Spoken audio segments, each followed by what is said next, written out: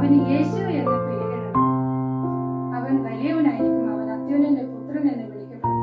പിന്നെ മറിയം ദൂതനോട് ചോദിക്കുന്നത് ഇങ്ങനെ സംഭവിക്കും, ഞാൻ പുരുഷനെ അറിയുന്നില്ല.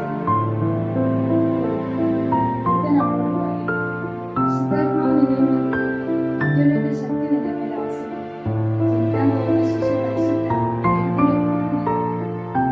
നീ പരിശുദ്ധാത്മാവിനാൽ ഗർഭസ്ഥനായി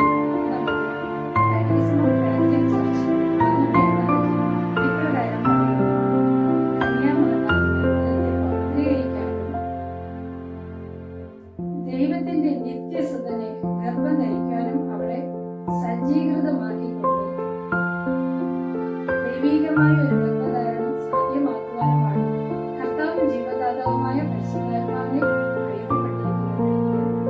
അതുപോലെ തന്നെ CCC 492 എഫെസോസ്യർക്ക് എഴുതിയ ലേഖനത്തിന്റെ 1-ാം അധ്യായം 3-4 വാക്കുകളെ ഉദ്ധരിച്ചുകൊണ്ട് സൃഷ്ടിക്കപ്പെട്ട എല്ലാ വ്യക്തികളെക്കാൾ ശ്രേഷ്ഠമായി പിതാവ് മറിയത്തെ സൃഷ്ടിച്ചു.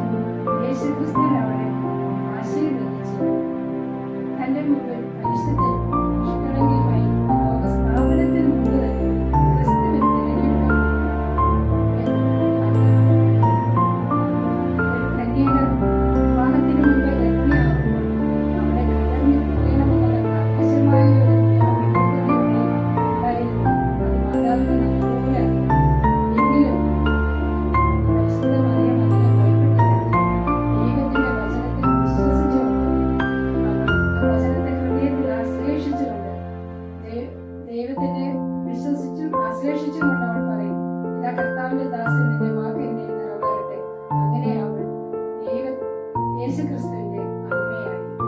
ആദ്യ മാതാവായ ഹവ്വ ദൈവത്തിന്റെ വചനത്തെ അവിശ്വസിക്കുകയും അനുസരിക്കാതിരിക്കുകയും ചെയ്തപ്പോൾ പരിശുദ്ധ കന്യാമറിയം ദൈവത്തിന്റെ വചനത്തെ വിശ്വസിച്ചുകൊണ്ട് അത് ഹൃദയപൂർവ്വം സ്വീകരിച്ചുകൊണ്ട് അവൾ ദൈവത്തെ അനുസരിച്ച് ദൈവമാതാവാകാനുള്ള കൃപ അവൾക്ക് ലഭിച്ചു.